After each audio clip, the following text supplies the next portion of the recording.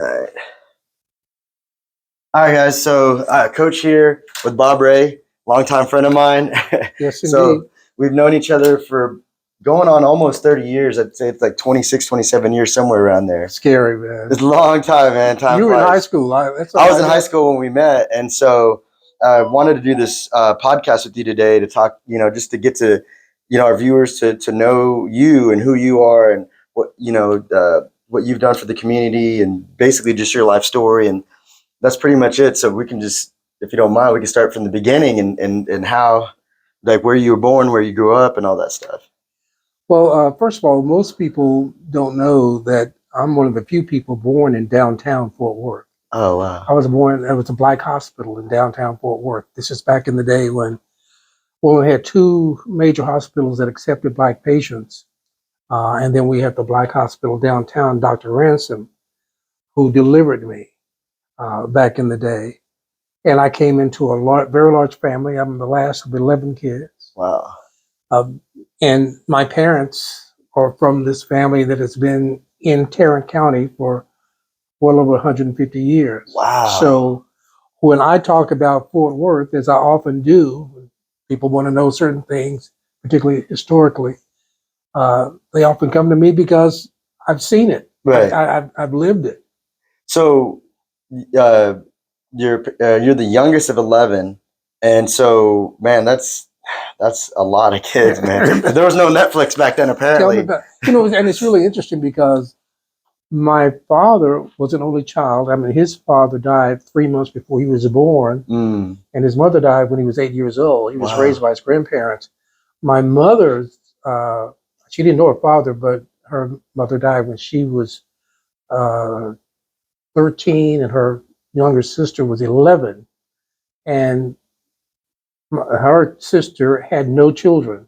Wow. So she sort of helped raise us to a great degree. But here you have basically an only child and one with an only sister, and they decided to make up for what their parents didn't do. So they had all of us. So what was it like? I mean, well, before we get into what it was like growing up back then, I know a lot of, it's Black History Month, and I know a lot of people, such as myself, were always interested in finding out about our history, but it's kind of hard with, we came from slaves and things like that, and it's the documentation. How far back have you been able to go with your ancestry?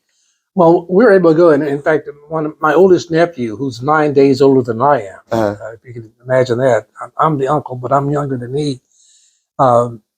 He's the historian of the family, and he did a lot of interviewing of some of the older people in the family. Even though I'm the reporter, he did a lot of the interviewing. And so we've gone back to my great-great-grandparents. On my father's side, Major Cheney, who was my great-grandfather, his father was the owner of him at one point. Oh, slave owner. Yeah. And was that here in Fort Worth? That was in South Texas. And I can't think of the county right now, but the uncle, my great-grandfather's father's brother, brought him to Tarrant County and ended up giving him some land. So was he a mulatto? Well, yeah. I mean, in those days, yeah. I mean, my great-great-grandfather was a mulatto. Then his son and a daughter, but I have white great-grandfathers on both sides of the family. My father's mother's people and my father's father's people. Amanda Davis, whom Amanda Street is named for, was my great-grandmother. And she was the first Black property owner in Stop 6. Oh, wow. What is now Stop 6. So, yeah, but they had these terms. A mulatto, if you were half white and half Black, then they went on down to quadroon and hectagoon and how many goons there were in the family. And so what are goons? Is it the white person or the Black person? Well, it was, I mean, it was really more algebra or geometry, I guess. They were just dividing the lineage up, based on whether you were half or 1/4 or 1/8 or 1/12 or whatever. But the big thing was, no matter what color you were, if you had one drop of Black blood in it and people knew that, you were Black. Oh, wow. So that's So in our family, you know, we come in all hues and sizes and everything else. Right. So we got those who could probably pass for white if they wanted to at some point, but So nobody did in those days. So he got the land, and then what happened next? Did they end up in Tarrant County? They're in Tarrant County. The family, the Cheney family, Cheney. Interesting enough, we were in the Birdville School District, but we couldn't go to the Birdville schools, and we couldn't go to any white schools in Fort Worth. We went to I.M. Terrell School and early on Riverside Elementary School. But when they were trying to figure out what they were going to do, I mean, they farmed the land. I mean, about 300 acres or so of land, of which we still have about, probably 8 or 9 acres of that land still left. But they sold gravel from that land. So they were entrepreneurs to a great degree. But again, we were still considered poor. We were Black, and we had to go to find a way to get to school before they provided buses for us to go to school. And we made the best of that. Most of the family, you know, got their education and went on to do whatever they thought they ought to do. So growing up in segregation, I mean, like you said, you've seen a lot. You've seen this country go from, you know, segregation to civil rights movement to first Black president to today and everything in between. I've seen it all, and I've seen us going backward, right, to that point. Yeah, we were at I.M. Terrell, and I.M. Terrell, which was at one time the only Black school in Fort Worth, but by the time I came along, it was one of 4, because they added 3 more when they, instead of integrating in 1954, when the Supreme Court said you need to integrate, they said, oh, we'll make it equal. We're going to add 3 more Black high schools, and we're going to make sure that instead of integrating. Instead of integrating. Wow. Yeah. So by the time I came along, there were 4 Black high schools in Fort Worth, and I.M. Terrell was still the one where people from all over this North Texas area, I'm talking about Weatherford, Mansfield, Grapevine, Roanoke, Arlington, Grand Prairie. Their Black kids went to I.M. Terrell. Wow. Because they didn't provide high schools for them. Wow. Some of them provided, you know, 1-room or 3-room elementary schools or grade schools, but they had to come to I.M. Terrell. So these yellow buses would pull up every morning with these kids coming from all over. The Mansfield kids, for a long time, they rode the Continental Trailways bus from Mansfield to downtown Fort Worth, and you can imagine how long that took. And then they had to walk from downtown the mile or so at I.M. Terrell to go to school. So yeah, I've seen it. We could only go to the zoo one day out of the year. Oh, Blacks were only allowed to go to the zoo in Fort Worth one day out of the year. Wow. And we just finished the stock show. We could only go to the stock show one day out of the run. Same thing with the fair. You know, Negro Achievement Day is what they called it. But even when you went to the stock show, you couldn't go to the rodeo because Blacks weren't allowed in the rodeo. Wow. And of course, now they have a Cowboys of Color Day at the rodeo. But in those days, at Forest Park, which had the biggest swimming pool, also had a little amusement park there. We could go in the swimming pool that one day out of the year. That was June 19th, by the way. Whoa, June 19th. And then on June 20th, they drained the pool so that the white kids coming back the next day wouldn't have to be in water that Black kids had been in the day before. But that's how crazy segregation was. And Jim Crow was. Yeah. So where did the term like who was Jim Crow a person, or was it just a like, I don't understand. Actually, the term Jim Crow comes from an old minstrel character, and minstrels were white performers who performed in blackface. Okay. Who pretended to be Negro or Negroid, and they went around entertaining people. So the term Jim Crow came from that character who was a minstrel character back in the 1800s. And of course, after slavery, we had these, quote, Jim Crow laws. They were being passed by white people for Black people, which was actually taking us back to basically slavery again. Wow. Many Black people were tied to the land just like they'd been tied to slavery through sharecropping and that kind of stuff. Wow. So growing up, did you feel a lot of racism growing up personally? Did you see it a lot around, or were you just in a bubble with where the black side of town and just were around that? You know, interesting enough, in Fort Worth, unlike most Texas cities and southern cities, white people couldn't escape black people like they could in many places where, for example, in most southern cities and Texas cities, there was one black side of town. It's across the track. It's across the river. Right. Same thing. That's how it was when I was growing up. Yeah. Fort Worth, they had black people in all parts of town. And they were still segregated neighborhoods. I mean, usually one street. East 1st Street divided Black Riverside from White Riverside. Cambourg segregated Como from Ridgely. So they were still segregated neighborhoods, but they were in all parts of town and in between. And plus, we had a large business district in downtown Fort Worth that went from about where the convention center is now all the way down to the courthouse on the 2 streets of Calhoun and Jones. So a lot of those black businesses were there, and there's a marker now attesting to that. But no, we faced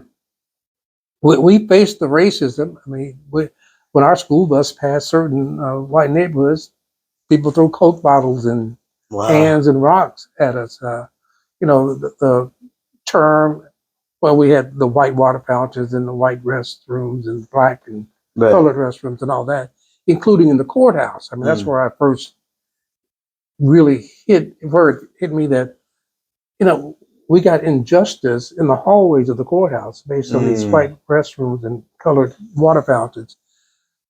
What's it like in the courtroom?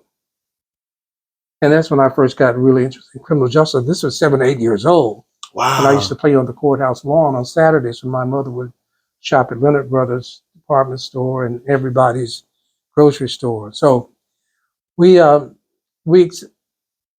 afraid necessarily of white people, but we knew what white people could and would do to you. So that's how we grew up. And I was in the 1st grade when the Supreme Court declared that separate but equal schools were inherently unequal and therefore unconstitutional. But I still went through 11 more years of segregated education. Wow. Because people fought integration. So at such a young age, at 7, 8 years old, you knew something was wrong, and you started getting into, you know, basically the civil rights, just in your mind, like, hey, this is wrong. It shouldn't be this way. What made you want to get into journalism? Well, I mean, what I saw journalism do in terms of the civil rights movement, the television age was very much alive, and what the civil rights leaders of that day, Martin and all those people, they realized that if they could show not just the country but the world how black people were being treated. I mean, those dogs on those children, the fire hoses, you know, on school children who were getting out of school to come protest, being thrown into jail, being dragged down streets. Needless to say, the lynchings, the number of lynchings that happened. You had very, quote, upstanding white people who would be at a lynching or at least a cross burning on Saturday night and show up in church on Sunday morning. Wow. No, some of them in the pulpit, if you will. So we were able to see all of that. But at the same time, we were told that we could make a change, that we could be a part of the change. And even our teachers, who many of them should have been in industry someplace. You know, my chemistry teacher should have been working for Dow Chemical, but they wouldn't hire black people. So we had some of the best teachers in our schools because they couldn't go to industry. Wow. They couldn't work anywhere else. So we got some of the best education that there was. But to answer your question, seeing what journalism did with the civil rights movement, I thought that's what I need to do. And how old were you when you thought that? My family tells me that they knew by 5th grade. Wow. Because I was one of these kids who, when the fire trucks came to the neighborhood, I was interviewing the firemen at some point. Oh, wow. And in fact, when I was 11 years old, and I still have it, one of my older brothers gave me a tape recorder, a reel-to-reel tape recorder, ran on batteries. And my oldest sister gave me a camera, a Kodak camera with a flash attached, which I still have to this day. So, does it still work or no? I don't know that it still works, but it probably does. I haven't tried it, but I still got it. But I knew by 7th grade, that's what I wanted to do. Wow. So 7th grade, you want to get into journalism. And so you're going through, so what were you doing in high school? Was there a journalism class or a debate team? Well, interesting enough, I did do debate too, which I think was very helpful for me in terms of my later days in television and radio, being able to articulate an argument. But I went when I got to Terrell High School. They made all the black high schools junior and senior high schools. They were both on one campus. They were separated to a degree. This building that we're in right now was a junior high school and an elementary school that was founded 100 years ago. But I can remember going to the journalism teacher and asking her. I said, I want to be in journalism. She said, basically, go away, kid, and come back. But so she thought about it, and she said, well, basically, you take journalism when you're a senior, and you did it instead of the English 7th and 8th class. And I said, no, I'd like to do it now. So she made me the reporter for the junior high school. Oh, wow. When I was in the 7th grade, or 8th grade. And so I did that. So by the time I got to high school, I had decided that I still wanted to take English. Most people, I don't have to take these 2 English courses if I take journalism. My thing was, I want the English courses. I want to study Shakespeare and grammar. So I actually went to summer school the year after my 10th grade year to take English, so that I could still have all my English out of the way, and also take journalism when I was a senior. So you got into journalism, and then did you also do that in college? Journalism in college? Yeah, without a doubt. I mean, in high school, I served as one of the editors of the newspaper and the yearbook. Got to college and majored in journalism. And keep in mind, this was at a time that no blacks worked for any newspapers in Texas. I mean, outside of the black newspapers, and certainly no radio or television stations. So my father was concerned that I was majoring in a subject that I couldn't have a job in.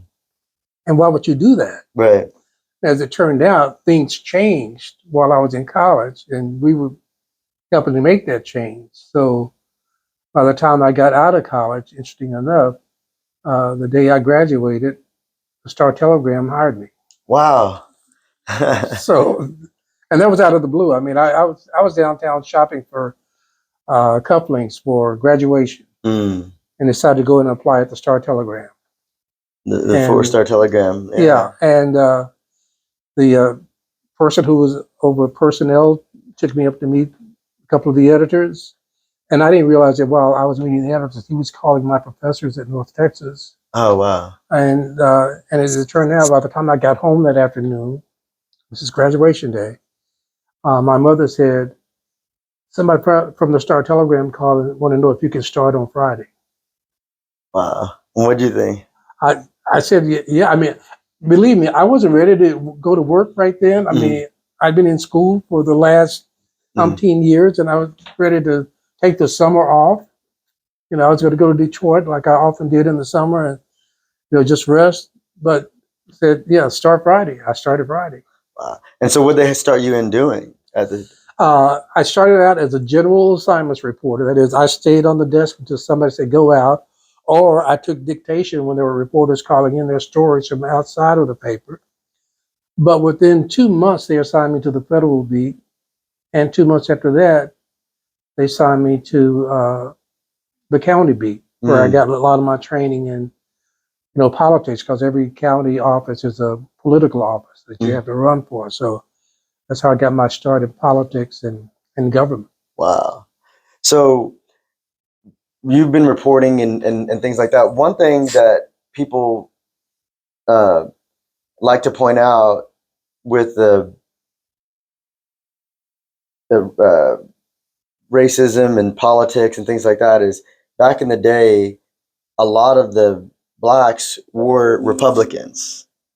Yeah. You know, and so why did the shift happen, and when did it happen to where the blacks started becoming Democrats? You know when it happened.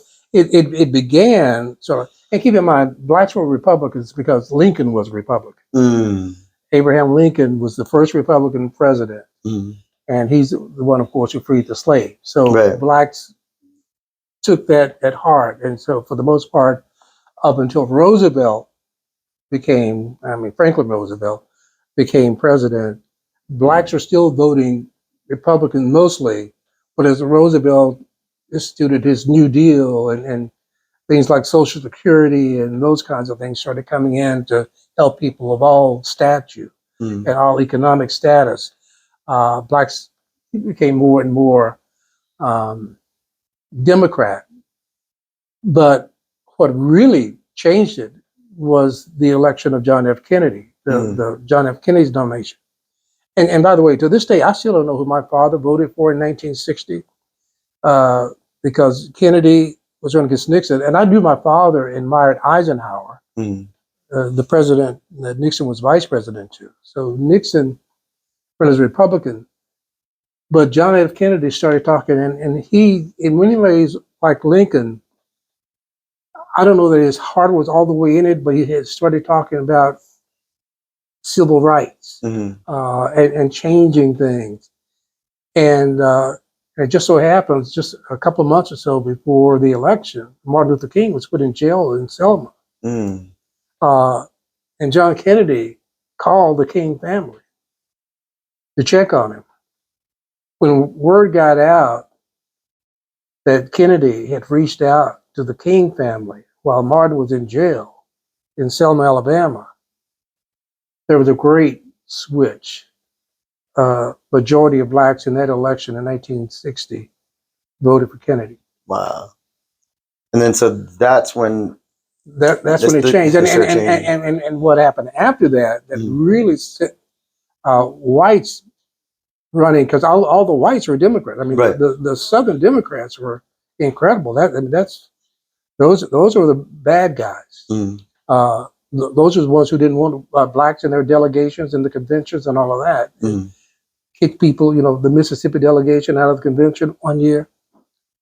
But then Johnson came along and he pushed through the Civil Rights Bill of 64. And he said it himself. He said, we just lost the South for a generation.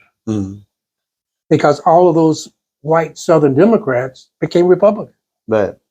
Wow. Because of that Civil Rights Bill. And they've stayed Republican basically ever since. Wow.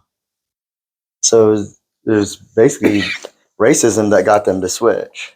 Oh yeah, I mean, they switched based on race. And if you really listen to many of them today, that's exactly where it is. Right. I mean, the argument is, make you hate me because I'm black, make you fearful of me because I'm black, make you think that I'm trying to get everything you have because I'm black and you don't deserve it because you're white.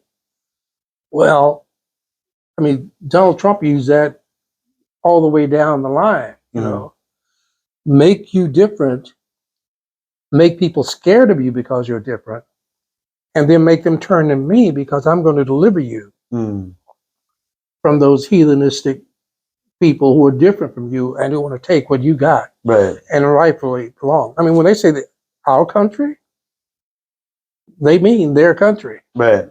They don't want you as a part of it. Right. And that's a story that you have to try to tell, and you tell it in a way. And that was part of my job as a columnist and as a commentator on radio and television, is to say what a lot of people didn't want to hear. So right now, there's a lot of censorship on social media, and social media has become bigger than traditional media. Without a doubt. And so that's our First Amendment, right? It's free speech. But so you've got companies like Twitter, Facebook, Instagram, TikTok, all these companies who they're censoring people. They're censoring people that, and so was that kind of censorship going on back in your day too, where they're censoring as much, or is it not as much? Well, no, I mean, there really wasn't a kind of censorship. There was self-censorship. Mm-hmm. There were people who would say, "Oh, I don't think we ought to publish this because of what it may do or what it may cause other people to do in the community." Mm-hmm. There was some of that. But for the most part, you had papers that tended to be liberal or in some cases conservative in some cases. Certainly you had papers in the South that Mm-hmm. articulated that Southern point of view to a great degree. Same thing with radio and television.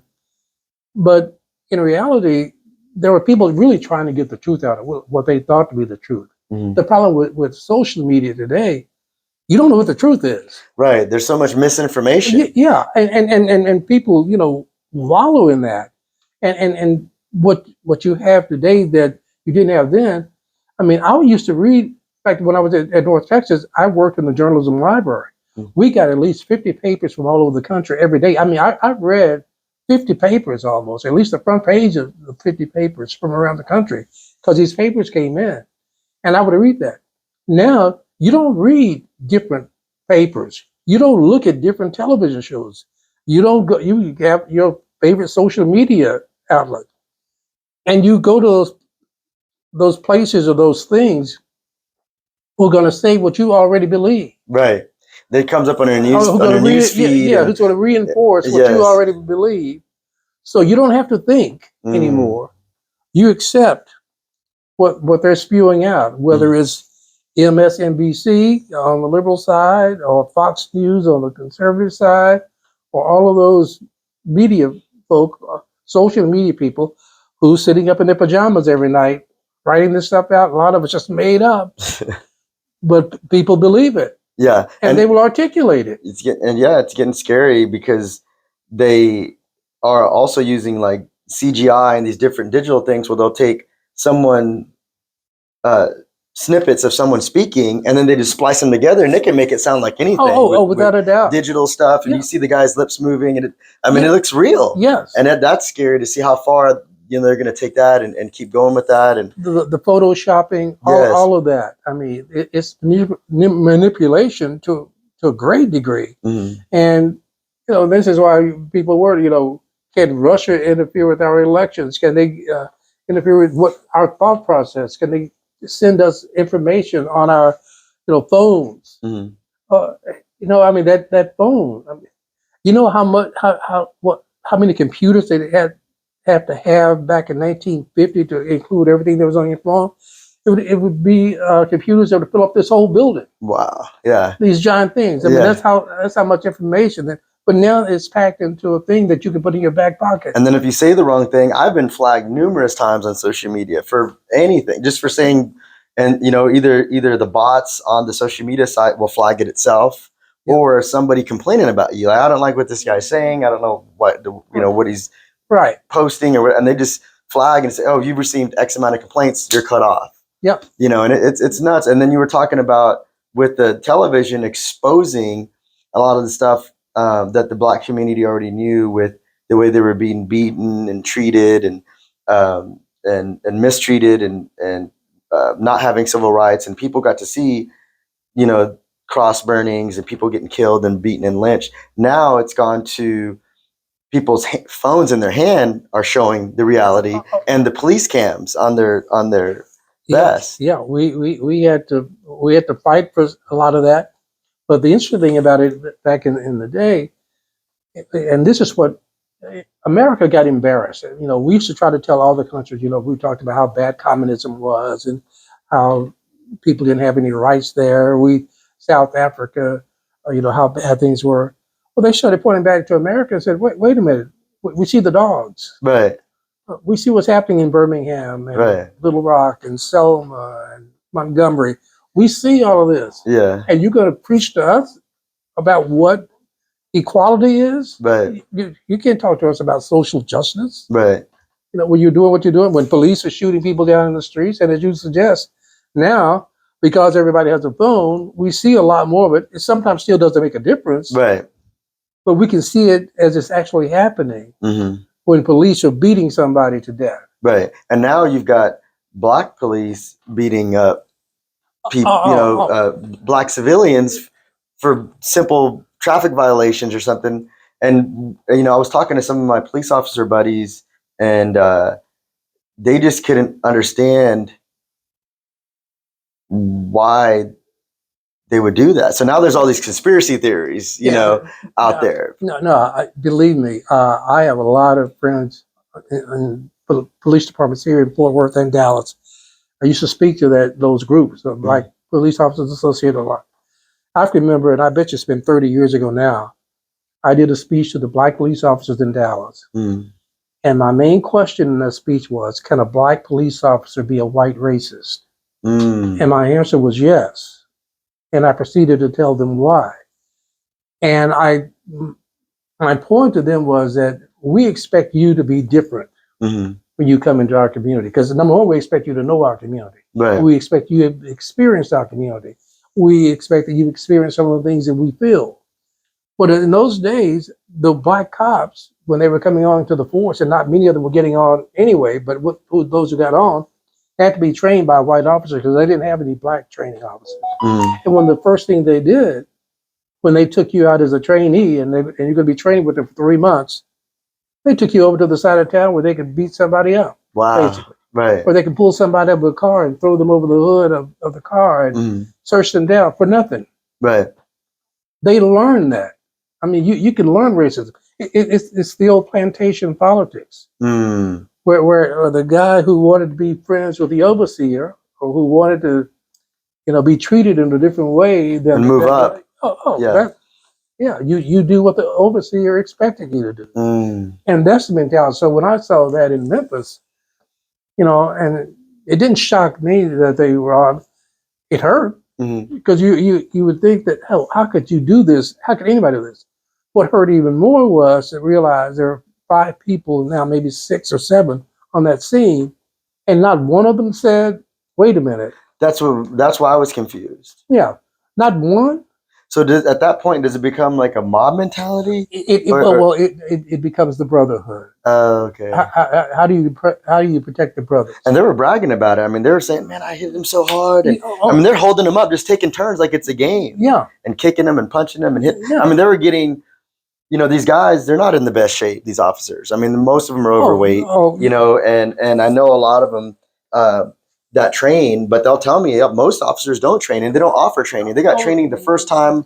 One of my police officer buddies said he got trained the first time he entered the academy over 10 years ago in hand-to-hand combat. Yeah. So when they're out there and they don't know how to twist your arm or put you down or do anything, and they're panicking, they can't breathe because they're out of shape. They just got out of their car. They got all these gear on. They're out of breath just talking to these guys, and they were getting out of breath. One of the guys, they were holding him down, and one of the officers was hitting him with the baton, and he got exhausted after about 4 or 5. I mean, he's hitting him with all his might, and he's like, and then they're macing each other. Oh yeah, it's just like watching a comedy act. But again, I mean, and you hit the nail on the head too, and you said, once they finish the training, once they get out of the academy, they don't care. I mean, it's coffee and donuts, right? So they're not in shape for the most part. But the other thing is, I mean, and this is really I think the sociological part of this is that in Dallas, Fort Worth, and most major cities, the majority of police officers don't live in the cities that they patrol. Right. Many of them live 60 and 70 miles out in the country, and then they drive in. Like you're coming in from Johannesburg to Soweto, and they come in scared. Number one, in many cases, they don't know the community, and they do the crazy things that people who are afraid do. And when they got all the weaponry, they've got the batons, and they got the authority, and for the most part, even when there are cameras, they get away with it. Right. So they continue to do it. Yeah. And so, and I think part of that were people not saying, stop. It's because the officers that got there first, did you watch the entire One, it was like an hour long from different angles and different cameras. I don't know if you saw it. I didn't see So that. one of the things that from this latest case in Memphis, the officers that arrived first were telling the other officers that got on the scene that this guy is tough, this guy is strong, he's one of the strongest guys. We can't take him down. Not only that, but he was 140. Yeah, he's 140 pounds. They didn't tell him that part. They just said he's strong. You know, we can't take him down. He ran away from us, and he's dangerous because he went after my weapon. You know, he went after this guy's weapon. So now their buddies are showing up like, he went after what? He's trying to kill my friend, trying to hurt my friend. Let me take a crack at him. So they're taking turns hitting this guy. But they train each other with that kind of nonsense, because I guarantee you, every police case I've ever investigated, you get the filed report, and it's almost carbon copy of every other one. Yeah, he tried to take my weapon. Or I thought he had a weapon. I thought he was reaching for a weapon. I mean, all of those things. I mean, that's when they go back. And what we've done now, we've told the police officers when they're involved in these kind of things, they got 72 hours before they even give their statements in many of these departments now, rather than giving it right there. So they got 72 hours to come and think up. Get their story straight. Get their story straight and talk with each other, figure all of that out. So it's crazy. On the flip side, you know, it's tough to be a police officer, and a lot of people don't want to be one because it's like being a referee. Yeah. You know, so as long as you're on the your team side, everybody's happy. On the other team side, oh, you're a bad guy. So that's kind of tough too. So you know, how do they? It's strange how they navigate that. Believe me, I had this conversation. In fact, I talked with our police chief this week, and he's appointing an advisory committee. That's what the Channel 8 people were here a minute ago about, because they were doing it at city council today. But and I've had many conversations with the Police Officers Association, and basically the association represents white police officers for the most part. I mean, they technically represent all, but the reason you have a Black Police Officers Association and a Hispanic Police Officers Association is because they weren't being represented by the total association. And here's where it comes in, and this has been my argument. Manny Ramirez, who just joined the county commissioner's court, but he was head of the first Hispanic head of the Police Officers Association here in Fort Worth. No matter what the cop did, they supported the cop. They showed up for him. You know, they packed the courtroom. If one ever got filed against, they packed the courtroom to try to make sure they could influence the jury. And I used to tell Manny, I said, listen, if you guys just once saw a cop do something that you know was wrong and you didn't support him, God forbid that you condemn him. But I mean, the public would have more respect for what you do. But you support everybody who does everything wrong. And I see that in politics too. It's like their side can do no wrong. It doesn't matter what they did. It's like our side is always right, and you know, no ifs, ands, or buts. If I'm a Republican, it's Republican all the way. If I'm Democrat, Democrat all the way. There's no turn on television right now. Go to the Congress. That is going on right now. I guarantee you, as we speak. Wow. Republicans are damning Democrats. Democrats are damning Republicans, because we have to choose sides. We can't do this together for the people. We got to protect our side. So we've made a lot of progress. You know, there's no more segregation. You know, things are getting better. You know, Black people can vote, women can vote. You know, we've come a long way. We've made a lot of changes. We got our first Black president. You know, so we're making a first female vice president. So we're making progress. But at the same time, like you said, we're going backwards, like Roe v. Wade and things like that. So what do you? Yeah, I mean, when you say we made a lot of progress, we made steps. There are no more signs on the doors. There's still segregation. You know, we have a situation, or have had a situation in Fort Worth, where depending on who you are, going into a bar or going into a restaurant in a certain part of the city, they may not let you in because it says, you got on a red shirt. Yeah, I've seen that. Yeah. Or you're wearing wrong kind of sneakers. Or you can't wear sneakers, and then you see a white guy coming and says, "Well, what about him? Well, he has a different kind." I mean, that still goes on. Mm-hmm. You mentioned voting. I mean, this picture right here, Mm-hmm. LBJ signing the Civil Rights Bill. I went to the Hollywood Theater in downtown Fort Worth the day after that happened to integrate the Hollywood Theater, which ironically was right next door at the Fort Worth Star-Telegram, that I would have to go to later. But the truth is, they're snatching those voting rights back. They're telling you, no. I mean, well, we're not going to, you want to vote? Well, we're going to cut the hours that we allow you to vote. In Georgia, they said, hey, you know what? Yeah, you're going to have longer lines now, but you can't bring any water or food to anybody standing in line. So how can we make it harder? We're going to cut back the number of days, and we're going to have early voting. We're not going to have same day registration. They're turning back the clock. And then you get to these people like in Florida and some other states, including Texas, telling you what you can teach us. You better not teach Black history. I didn't learn much Black history growing up. I grew up in South Texas, and we learned that, you know, Christopher Columbus was our Lord and Savior, and he discovered America, and all this other stuff that we found out later wasn't true, you know, but that's what we were taught. But if you tell the whole truth now, they fire the superintendent, and then they come fire the principal, and then they run the teachers off who can't take it anymore. So I mean, yeah, progress, but we're fighting. I mean, I realize that I'm going to die in the struggle. I mean, some things that I thought that we had accomplished, I realized to this very day that we haven't accomplished as much as I thought we had. We accomplished it, but we allowed them to take it back. Wow.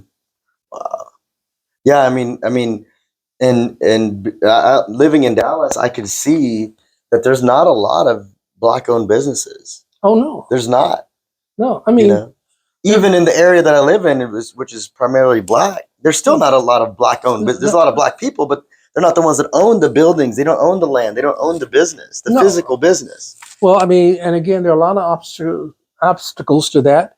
Part of it is where do they get the money? You know, unlike some cultures where, you know, I mean, I know in the Asian culture and Hispanic culture to some degree where, you know, families come together, they pool their money, and they're going to. We're still depending on the banks that have never been friendly to the Black people. I mean, banks were just as involved as some of these governments in East and South Texas who would work with the man to take your land if you had any. So you didn't have anything, so you still depended on them.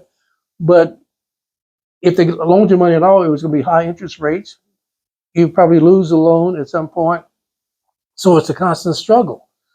Yeah, I mean, in segregation days, because we couldn't go to the white hotels, because we couldn't go to the white restaurants, we had to serve these Black businesses, so we had to go to them for service. Integration comes and said, "Oh, no more. We don't have to go there anymore. We can actually go through the front door downtown now." So all of that changed, and then government. I mean, a lot of white businesses get their start by doing contracts with the government. Blacks, for the most part, and that's why this Black Chambers here, Blacks, for the most part, didn't get those breaks. They first tell you that, well, you got the bid, and it's got to be the lowest bid. And for the most part, you know, if you did have the lowest bid, then they said, no, it's the lowest and best bid. So it was still, if you had the lowest, you still couldn't get it. Or if you got the lowest bid and you didn't fulfill the contract because you bid too low just to get the contract, then you would never get another one. White people who file for bankruptcy are considered smart. They figure out how to protect themselves. And you know, I mean, how many times did Donald Trump file for bankruptcy? That's smart.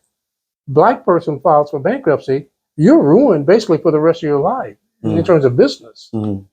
So, I mean, all of those things still come into play. And since you've been there and seen it for a number of years, you can see it either going backwards or happening again, because for a lot of younger people, this is the first time they've seen it. They don't realize that it's been this way, and it's repeating itself. Oh, they don't realize it. Wisdom. I mean, that's my greatest pain. Is that young people, and we haven't done a great job. I mean, people in my generation haven't done a great enough job of telling young people, preparing them for it. Right. You know, I mean, the young Black people who say that they've never been discriminated against, you have to look at it. Well, maybe you haven't, maybe you haven't. I mean, if you haven't, great, in a way. But if you haven't, you will. And I guarantee you, if you get to be an adult and you think you've never been discriminated against, when they do discriminate against you, when they hit you and hit you hard, you won't be able to survive it. I mean, you'll be destroyed through one act of discrimination because it hits you out of the blue. Right. You know, I had a young journalist. I mean, this has been 10 or 12 years ago, getting out of college, who thought he had never been discriminated against, got hired by a newspaper, somewhere in the Midwest, I think it was. And I met him at a conference for young college journalists. And he had a white advisor with him. And I told him, I said, well, my experience is that if you're Black or brown, you've been discriminated against, even if you didn't know it. And this woman who was his sponsor said, why would you tell young Black kids that? Why would you want to discourage them? I said, no, I'm just trying to tell them the truth. Right. Kid got a job at one of the Midwestern papers. I ended up getting a call from that woman who was his sponsor, said, guess what? They basically ran him out of the paper. Wow. Yeah. Said, and he's devastated by it. I said, if you'll recall, that was my point. That if you think you've lived through this life without being discriminated against, God bless you. I mean, your parents hopefully try to protect you in their mind. But when you get hit, it's going to hurt. Wow. I mean, yeah, you just see it. I mean, I remember listening to some of old Richard Pryor comedy on YouTube or, on the internet. And a lot of the stuff he's talking about, the racism, it's still happening. He says, oh, the cop thought, you hear the guy that the cop shot him 17 times or however many times. The cop said he thought the guy's wallet was a gun. And he's like, I'm kicking that damn wallet all the way home. And now they're thinking that cell phones are I thought his cell phone was a gun. Yeah. Or anything is. I've heard everything. Belt buckles, cigarette lighters, anything. He dropped something, he threw it away. I thought it was a gun. Well, number one, if he dropped it and he doesn't have it anymore, why you still feel like Richard Pryor says, how do you act? Well, we shot him accidentally. How do you shoot? This is Richard Pryor. How do you shoot it in 16 times in the back accidentally? Yeah. I mean, that's so. Yeah. But that was Richard. I mean, he was telling the truth back in those days. Right.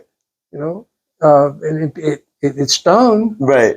But the thing is now, that's what I love about Richard Pryor and those guys is, Red Fox, Richard Pryor, all these great Black comedians, they were able to do their acts and not be completely censored. Where now they're getting mad at Dave Chappelle and Chris Rock and all these different guys. Crazy. I mean, and it's censoring, but we're in 2023 and they're pulling, old comedy off the internet, just deleting it like it never existed.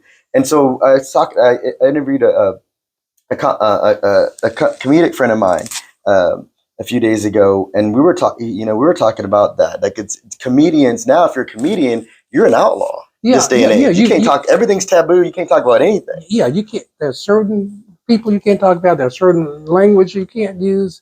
All of that. Yeah. And then suddenly you're going to be censored, or in some cases, lose a job because of a scene that you did in a movie or an act you did, or a tweet that you sent out 10, 15 years ago. They're going back and hey, Kevin Hart tweeted or whoever, and coming after him, and so it's 2023 and they're getting censored and now they're having to change, self-censorship. Oh, because they don't want to get kicked off of Twitter or Instagram or Facebook. But that's what happens, and we're seeing it now even in the public schools. I mean, they're banning the books on certain subjects, right? You know, and by certain authors. So, I mean, I'd like to, man, when I was coming along, I mean, there were books by certain authors that they didn't, you know, Langston Hughes, if you can believe that. You know, my favorite poet wasn't supposed to be taught in public schools, but thank God I had a 10th grade teacher who said, you want to be a writer, you need to know him. You know, James Baldwin, you need to know who this is. You know, and I'd like to think how I would have been, or what I would have been like had I not been exposed to those ideas at that age. You know, would I have gone on my own and found it? I like to think so, but probably not. So, no, yeah, they're burning books again. Wow. Yeah, pulling them out off the library shelf. It's just repeating itself over and over and over and over and over. And if you don't know your history, then you don't realize it's going to repeat itself. You don't see the writing on the wall, right? You know. And then of course, the old thing was that you know, you got to know your history so you don't repeat it, right? You know. But we're saying no, we can't teach them history. Right. Let's delete all the history. Yeah. It's, you know, from now forward. Let's go back to, you know, George Washington being, or Christopher Columbus being the hero of all time. You know. Yeah. And we're singing little songs when we were kids, singing songs about him. You know, we didn't know this guy was a, you know, terrorist and murdered a bunch of people. And I mean, you know how many native tribes there were in this country when Christopher Columbus first came to the Americas? With thousands. And we said, hey, no, manifest destiny. This is supposed to be ours. I mean, God meant for it, you know, and they control religion too in many respects. But God means for this to be ours. So with the court case with the woman that was in Fort Worth playing video games with her nephew, that the cop shot her through the window. Yeah, Atiana Jefferson. So what happened? I know the cops were found guilty. So has the sentencing been done? Yeah, sentencing was done, and it's interesting. But now, just in the past week, the cops' attorney saying that they think one juror was tampered with. Or did something she shouldn't have done, and they're asking for a new trial. Wow!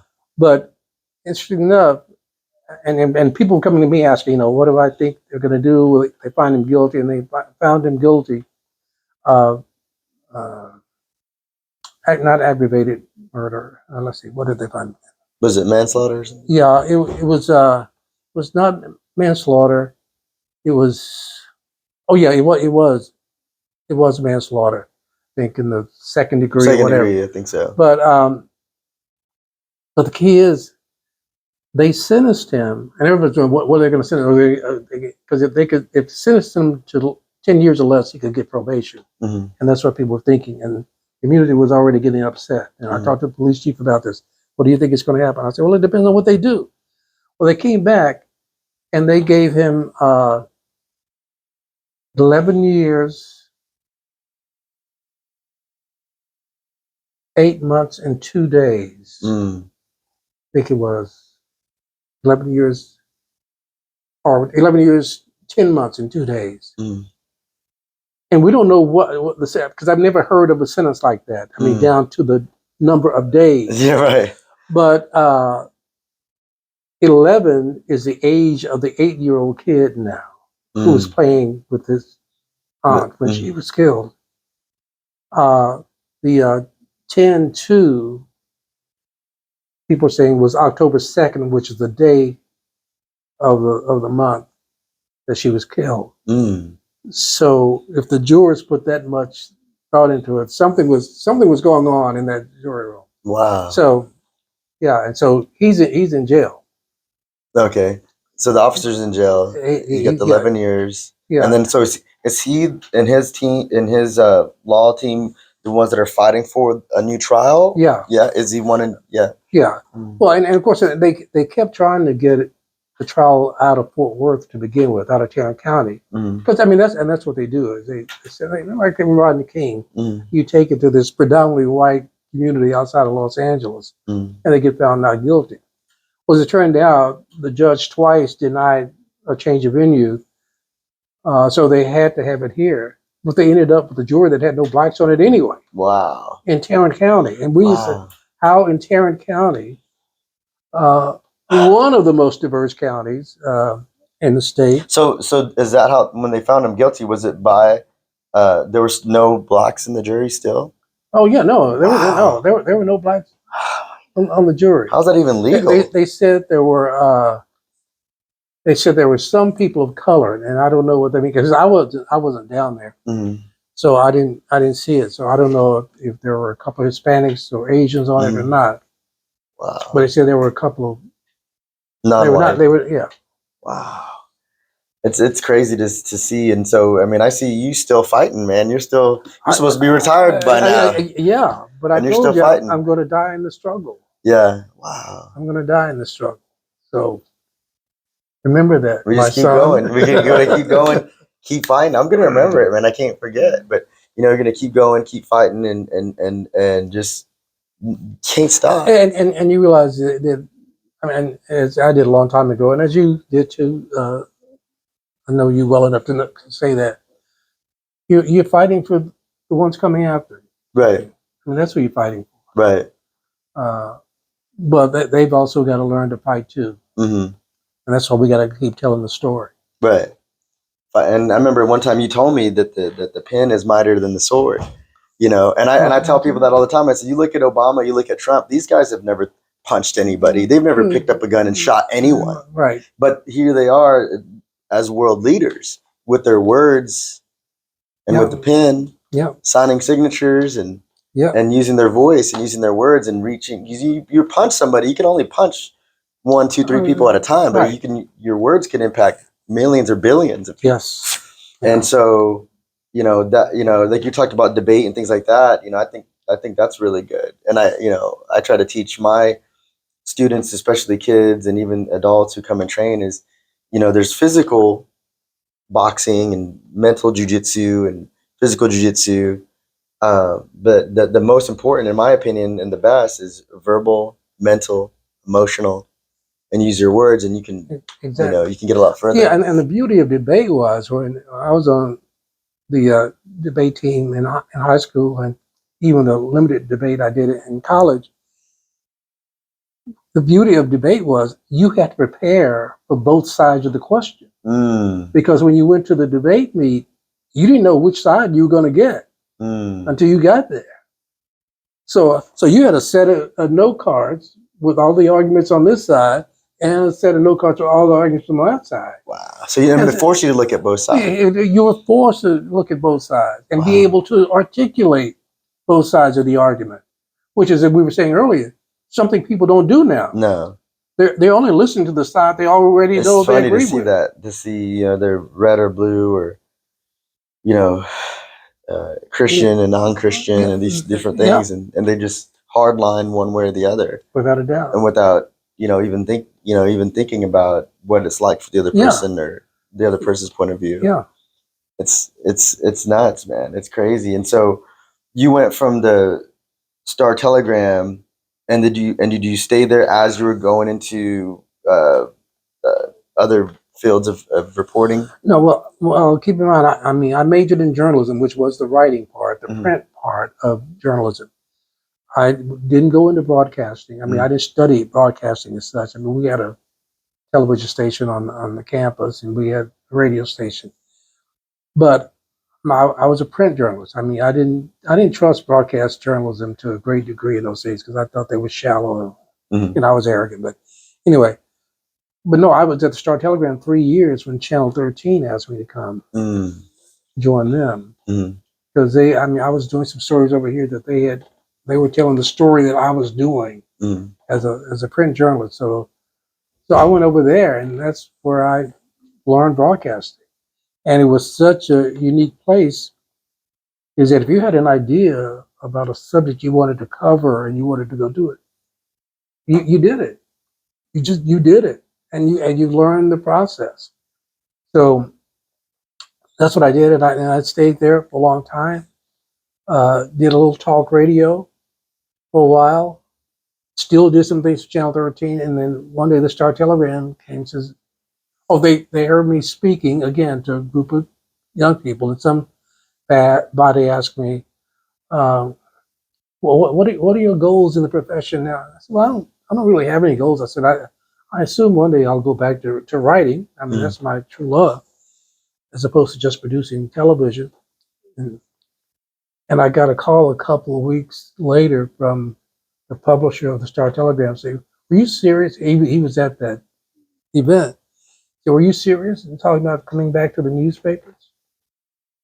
I said, "Yeah." I said, "I assume I'll do that one day." And he says, "How about now?" And I said, "Well, I don't know." I said, "Well, first of all, I've been giving my opinion on television and radio for so long. I don't know that I could be a reporter as such, because I mean, people already know my opinions on things." He said, "Well, come write your opinions for the Star Telegram." And I said, "So you guys already got enough opinion writers? I mean, you got all these columnists." He says, "Yeah, but we don't have you." So, and that's when I went back. And so I went back to the Star Telegram and stayed another 20 years. So back then, the newspaper pretty much, along with television, that was social media, basically. That was where people got their news. That's where people got their. Now we're getting it from social media. Oh, yeah, right. But before, if you want to know, anything that's going around in local or even worldwide or nationwide, you pick up the newspaper, you read it, and you put on At the Star Telegram, we had over 400 people in our newsroom. Wow. I have no idea how many they have now, but it's nowhere close. It may not even be 100. It may be 50. Right. But we had like 200,000 readers a day, but we had a morning and an evening paper at the time. So for both morning and evening, we had like 200 subscribers a day. On Sundays, we had over 325,000 people reading the paper. Plus, we had all the other media reading the paper, because that's often where they got their ideas for stories from the paper, because they tended to have smaller. And I remember asking you this when you and I met, and I was in high school, and I was reading your opinion pieces and your articles, and just the amount of hate mail that you would get, and the amount of people. And I would talk to people in the community, and hey, how was your day? Oh, it was good. I was hanging out with my buddy Bob Ray. It's like, you talk to that guy. Oh, that guy's despicable. This and that, and they're saying all these bad things about you, evil things. So, what would you say to somebody who's coming up as a journalist nowadays, who's wanting to talk about civil rights and freedoms and making a difference, but they're also like how in your case, I didn't understand, you've got a wife, you have a kid, and how do you able to be brave enough to write this stuff, but also, not just your own safety, but your wife's safety, your kid's safety, Yeah, I mean, first of all, if you got a thin skin, you don't want to be a columnist or. But then you got your family that you're bringing into this too. Yeah, without a doubt. And again, there were times. I mean, and Chandon, my son, was young. I mean, he would occasionally come and says, "So and so's dad or so and so's mom didn't like what you wrote the other day." I said, "That's fine. That's their opinion." I said, "And you don't have to defend me either. I mean, right. You and him, or you and her, or whoever your friends are, they're your friends. But you don't." And I used to tell my young nephews that. I got a bunch of hot-headed nephews. I mean, they don't like anybody to say anything bad about me. So right. I mean, they're ready to fight. But so you don't have to defend me. I can defend myself. Right. Okay. And first of all, mine is going to be based on truth, and it's my truth. So, but it is an opinion. But what I try to do, again, going back to my debate training, I'm going to try to answer your questions in my column before you even get a chance to ask them. I'm trying to anticipate what's going to come, and I'm going to try to answer those questions. And that's really was the basis of my column a lot, was saying, okay, this is what I know some people think, but here's the truth. as I've been able to discover it or to learn it. And I'm going to tell you the truth. Mm. And here's what I think about that truth. And so for let's say that, you got somebody who maybe they don't have a family, but they do want to make a difference. They do want to, continue fighting, even though it's still an uphill battle, fighting the struggle. You said thick skin. They have to have thick skin. They can't have thin skin. What else advice would you give them? Well, be prepared too. Now, I ran into a lot of people, they end up going to the typewriter or going to a microphone and just spouting stuff, not doing the research. And I tell young people who are talking about going into this kind of business all the time, it says, first of all, you got to research. You got to be able to defend your position. So if you just go and just spout off something, in 5 minutes, I'm once I start writing, because I outline in my head, I outline my comments in my head. I know how I'm going to start it. And I usually know how I'm going to end it before I start. And once I start writing, I can usually write it in 30 minutes.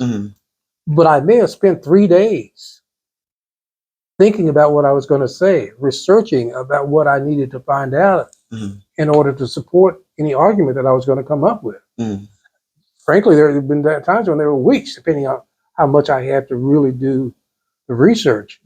So the writing part for me is easy, but I got to have the facts. It's the research that it's going to take your time. And a lot of people are not willing to take that kind of time. Yeah. I mean, for me, I remember talking to you and thinking, I don't know if I could do what he does, because you got so many people talking crap, writing you letters, saying these things, threatening you. And and coming up as a fighter, I'm ready to throw hands, and that's what I liked about fighting. And that's what a lot of fighters respect about one another is after the fight, we can shake hands, hug, and most of the time we become friends. I'd say 99% of the time we become friends and we find respect for each other.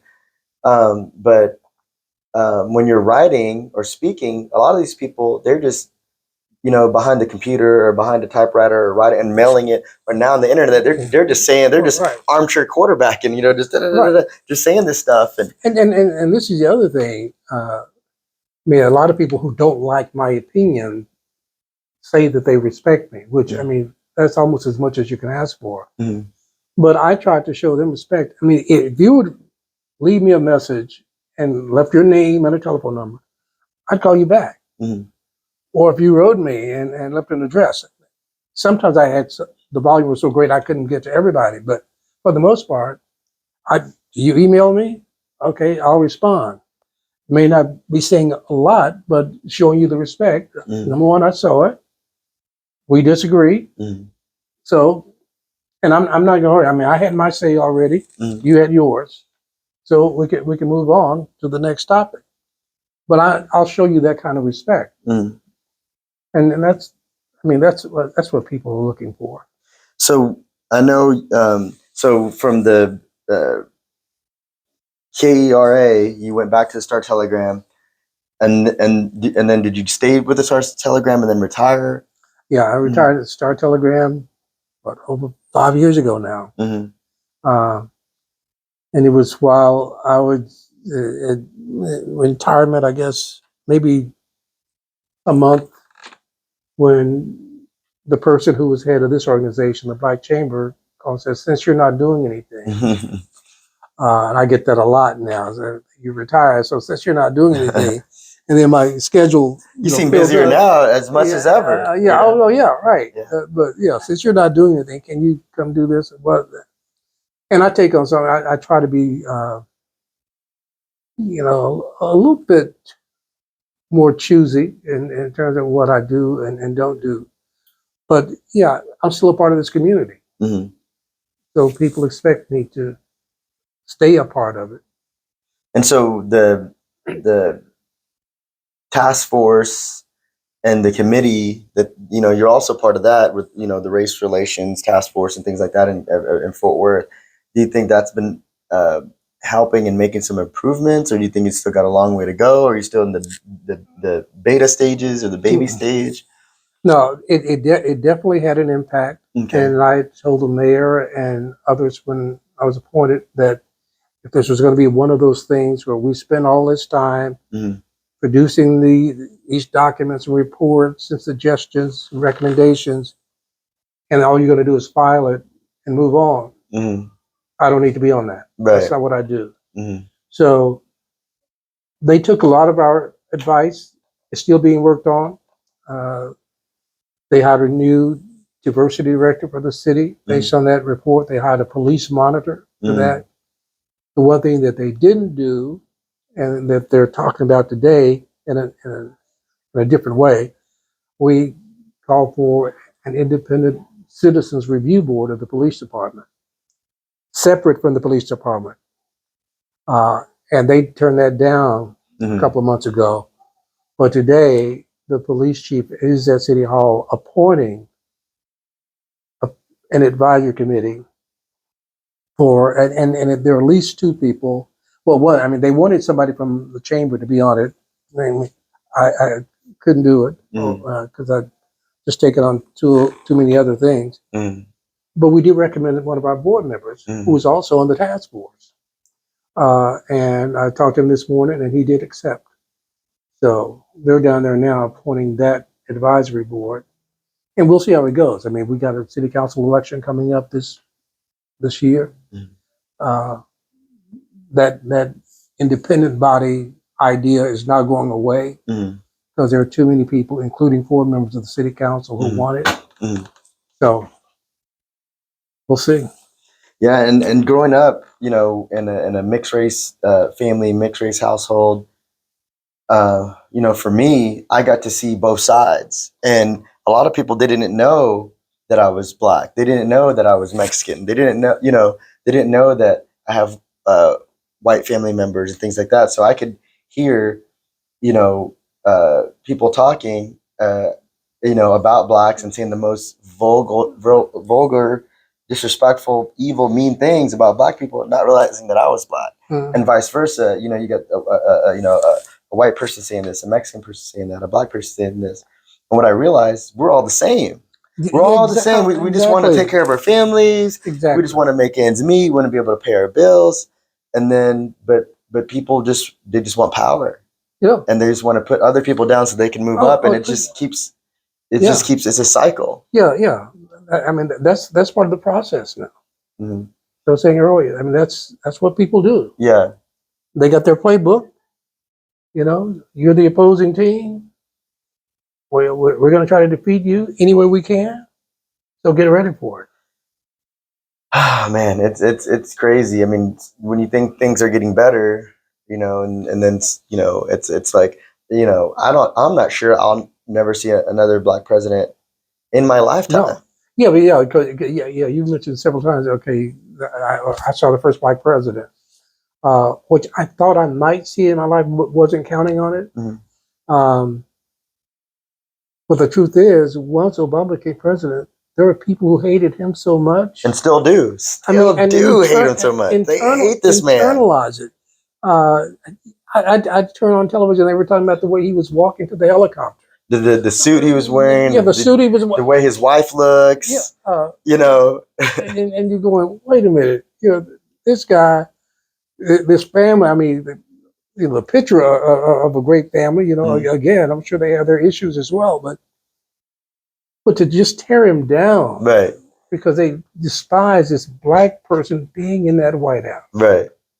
And I don't know if we'll get another one. No, another Black person in my lifetime. I agree. Yeah, I mean, maybe not for another 100 years or so. Yeah. You know, or even, you know, a Mexican or Asian or just you know, another ethnicity. Yeah. You know, other than white. But you know, a friend of mine said he's a boxing coach. He said, listen, you know, people keep talking about, okay, you've got people like Joe Biden and other politicians who've been in office for so many years and they never made a difference. This is what they're saying.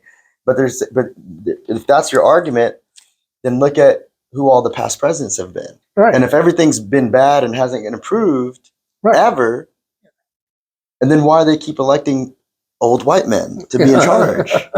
You know, maybe let a old white woman do it for a while, or an Asian person, or a Mexican person. Oh, or a Black woman. We didn't even get into the whole gender issue. I mean, you know,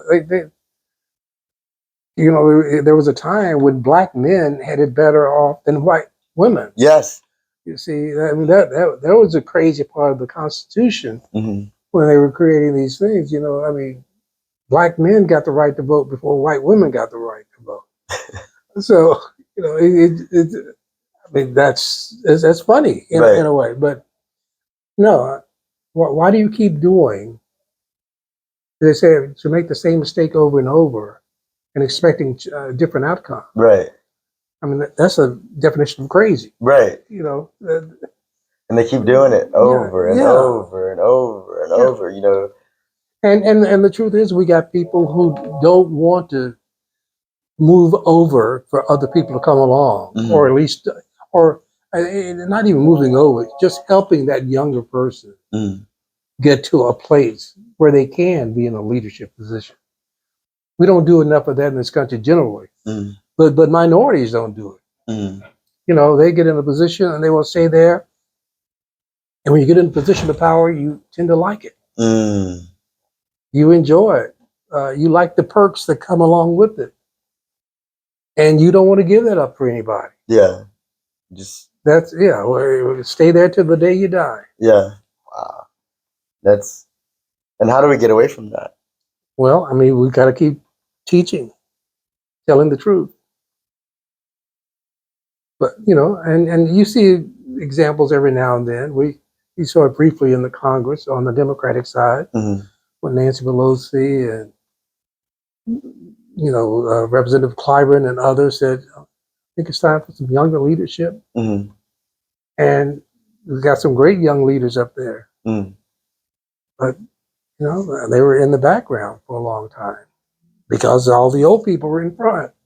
So what do you think about right now with Biden office? I heard on the news this morning he's got it, you know, his satisfactory rating is way down. Yeah. So, I mean, they say, oh, if he's going to get elected again, there's going to be a lot of upset people, and maybe Trump has another chance. And so, you know, I don't know who you voted for, but how do you feel Biden's doing right now?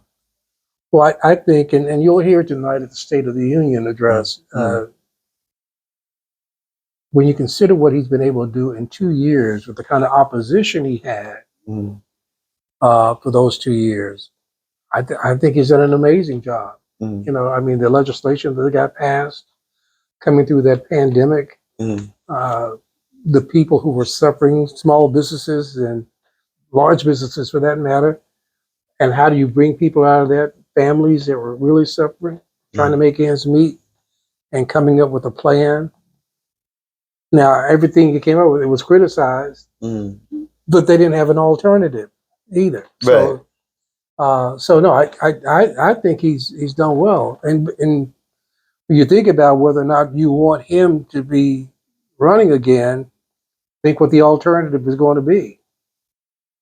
Now, if you see the alternative, and if it does happen to be Trump again, is that what you want? Right. Because the last few years of Trump were really, really bad. I mean, the country was completely shut down. The entire country was shut down. My businesses were shut down. Oh yeah. You know, without a doubt. And so, and I mean, we went into this huge recession and depression, and now it's starting to come back up. But as it's coming back, the economy's coming back up. They keep shitting all over Biden. Yeah. And it's like, well, I mean, they said, well, I mean, it was just, Mitch McConnell, when the day of the inauguration of Barack Obama, said, you know, my job is to make sure that he doesn't get a second term. You know, my job is to make sure he fails. Okay. Not realize that to make him fail means that you can make the country fail. Right. And the same thing happened here. You know, our job now is to make sure that Biden cannot succeed. Right. Well, what is succeeding if it's not helping the whole country? Right. In one way or the other. If they make sure Biden fails, they're going to make sure the entire country fails. Right. When that's going to hurt all of us. But again, when you have that mentality that it's okay to hate somebody because of who they look like or what you think they are, you're willing to suffer just to make sure that this other guy suffers. Now, I mean, that's crazy. They do that. That is very crazy. Yeah. and that's what they do. Yeah. And man, I mean, is there an end to it? I mean, do we just keep running in circles? No, I don't see an end to it. So you just keep fighting. I don't see an end to it until hopefully some of these younger people really start taking this thing seriously. In the last 2 elections, we've had more young people vote than ever. And there was a time when I was sad that I had fought for the 18-year-old to get the right to vote because they weren't voting, number one. Now they are. So before we go, what are you working on now? I know you're with the chamber, but what are the things you're into now? Oh man, I just decided to go back on the board. I'm on the board of a hospice. I'd been on the board of a hospice here, and I've just gone back on it. Channel 13 is getting ready to start a capital campaign to raise money to build a new building and new facilities in Dallas, and they just asked me to be the co-chair of that. So I'm busy doing that, working with a young guy who has created or commissioned a mural over on the east side of Fort Worth, praising Black businessmen and Black businesses in the past and currently. They're going to dedicate that on the 25th. So I've been working, doing some stuff with them. So I've been busy. You're staying busy, man. You're making me feel lazy. Oh, please. So I've got to get back to work, man. You know, I'm feeling lazy. I need to get back to work. And before we go, you know, I'd love to have you on again. You know, I know you're busy. That's why I'm trying to keep it, you know, short. I know we probably went over, and I know you got a bunch of other stuff. It's, you know, going on now. I think we did an hour and 21 minutes so far. So God, I know you got stuff to do too. Hopefully you've already eaten lunch, but